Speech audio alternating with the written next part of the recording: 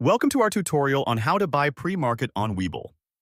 In this video, we will walk you through the steps to place a pre-market order using the Webull trading platform. Before we get started, make sure you have a Webull account set up and ready for trading. Let's dive in. First, open the Webull app on your device or access it through your computer. Once you are logged in, locate the search bar at the top of the screen. You can search for the stock you want to trade by entering its name or ticker symbol. Once you find the stock, click on it to open its detailed page.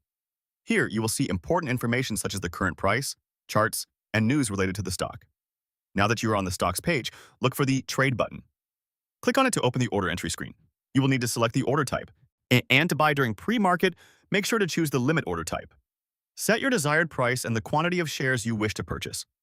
To ensure your order is executed during the pre-market session, make sure to select pre-market in the order options. Review your order details carefully before placing the order. After reviewing, simply click the Buy button to submit your pre-market order. You should receive a confirmation showing that your order has been placed. You can monitor the status of your order in the Orders section of the app. Remember that pre-market trading can be volatile, so it's important to stay informed about the market trends and news that may affect your investments. Thank you for watching, and happy trading on Webull.